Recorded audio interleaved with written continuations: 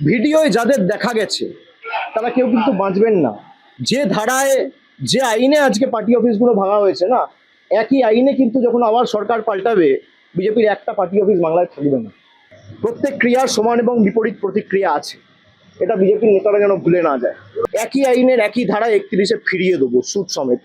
কথা অভিষেক ব্যানার্জি ক্ষমতায় আসবে আর আমার তো মনে হচ্ছে না অভিষেক ব্যানার্জি আর কোনোদিন ক্ষমতায় আসবে। অভিষেক ব্যানার্জি যে কোনো মুহূর্তে যদি কোর্ট অর্ডার দিয়ে দেয় তো আমেরিকা বা থাইল্যান্ড পালিয়ে যাবে। ওর আর কোনো পলিটিক্স করার কোনো ইচ্ছা নেই।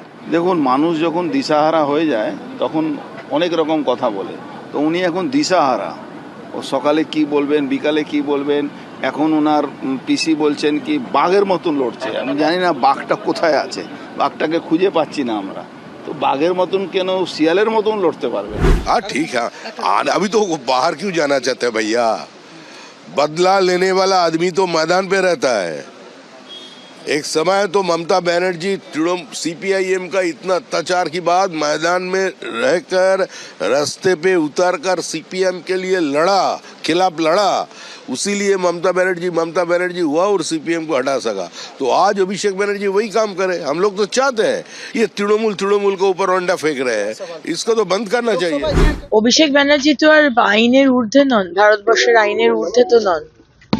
শুধু অন্য লোকের যদি ইলিগাল বাড়ি বানালে যদি ডেমোলিশ হয় তো অভিষেক ব্যানার্জির হবে না কেন?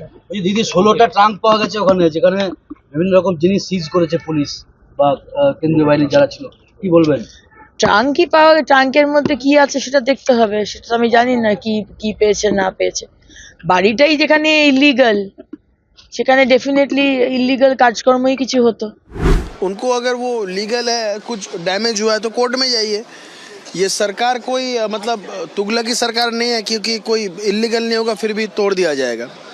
इन लोगों का इलीगलिटी इन लोगों का लीगलिटी था। पिछले समय जो पिछले रिजाइम में इलीगलिटी इन लोगों की लीगलिटी हुआ करता था। इस सरकार में ऐसा नहीं चलेगा। इस सरकार में कुछ इलीगल होगा तो उसके खिलाफ कार्रवाई होगा।